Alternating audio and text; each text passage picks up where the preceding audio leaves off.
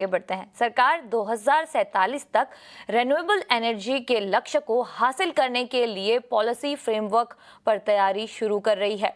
इसके तहत क्या रेगुलेटरी बदलाव हो सकते हैं, बता रहे हैं हमारे सहयोगी प्रकाश प्रियदर्शी। देखिए, रिन्यूएबल एनर्जी सेक्टर के लिए काफ़ी पॉजिटिव डेवलपमेंट है। जो जानकारी हमें मिल रही है उसके हिसाब से सरकार अब 2030 का जो टारगेट है 500 गीगावाट रिन्यूएबल एनर्जी का, वो टारगेट आसानी से अचीव होता हुआ दिख रहा है। लिहाजा अब 2047 को ध्यान में रखते हुए, विकसित भारत के टारगेट को ध्यान में रखते हुए जो रिन्यूएबल एनर्जी का टारगेट है उसको निर्धारित कर रही है और इसके लिए पॉलिसी फ्रेमवर्क तैयार कर रही है। जो जानकारी मिल रही है उसके हिसाब से 2047 तक 2000 gigawatt renewable energy installed capacity achieve करने का टारगेट जो है वो निर्धारित किया जा रहा है और उससे संबंधित जो पॉलिसी फ्रेमवर्क है उसको अंतिम रूप दिया जा रहा है, जिसमें कई तरह के मेजर्स हैं जिस पर फोकस किया जा रहा है। जो मार्केट मैकेनिज्म है उसको एक्सपैंड करने की योजना है ताकि एडॉप्शन जो है रिन्यूएबल एनर्जी का उसमें तेज़ी लाई जाए। इसके अलावा सरकार का ये भी मानना है कि जो long term power purchase agreements हैं उसके जरिए रिन्यूएबल एनर्जी के इस टारगेट को अचीव करना पॉसिबल नहीं होगा।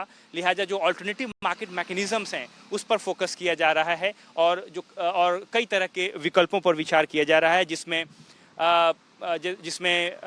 नए इंस्ट्रूमेंट्स, नए इन्वेस्टमेंट टूल्स, साथ ही साथ जो पावर एक्सचेंजेज है उसके जरिए रिन्यूएबल एनर्जी का जो ट्रेड है उसको कैसे उसमें बढ़ोतरी की जाए, ये तमाम तरह के ऐसे मार्केट इंस्ट्रूमेंट्स हैं जिस पर फोकस किया जा रहा है।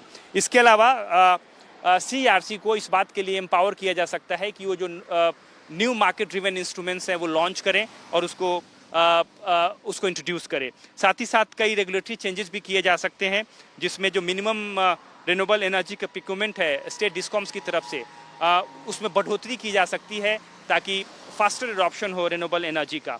इसके अलावा सूत्र में बता रहे हैं कि ministry of new and renewable energy ने वित्त मंत्रालय से संपर्क किया है कि जो रिन्यूएबल एनर्जी प्रोजेक्ट्स का डेफिनेशन है उसको वाइडन किया जाए, उसको एक्सपेंड किया जाए ताकि NBFC जो बैंक्स की तरफ से आसानी से जो लोन है, जो क्रेडिट है वो मिल सके, क्योंकि इस वक्त जो डेफिनेशन है उसमें न्यू सोर्स ऑफ जो एनर्जी है वो शामिल नहीं है। लिहाजा तमाम तरह के फैक्टर्स को ध्यान में रखते हुए इस डेफिनेशन को और एक्सपेंड करने की ज़रूरत है। इस वक्त जो टारगेट है, जैसा कि आपको पता है, रिन्यूएबल एनर्जी का इंस्टॉल कैपेसिटी का 2030 तक वो 500 गीगावाट का है और ये आसानी से अचीव होता हुआ दिख रहा है। लिहाजा सरकार अब इसके आगे 2047 तक कौन से टारगेट हो सकते हैं उसके लिए फ्रेमवर्क तैयार कर रही है और इसमें जो बैटरी एनर्जी स्टोरेज सिस्टम है उसकी भूमिका काफ़ी अहम होगी। इस बात को ध्यान में रखते हुए अगले 5 सालों के दौरान करीब 50,000 मेगावाट कैपेसिटी से भी ज़्यादा का जो बैटरी एनर्जी स्टोरेज सिस्टम है वो भी ऐड करने की योजना तैयार की गई है। ये काफ़ी इंपॉर्टेंट डेवलपमेंट है जिस पर पॉलिसी फ्रेमवर्क को अंतिम रूप दिया जा रहा है।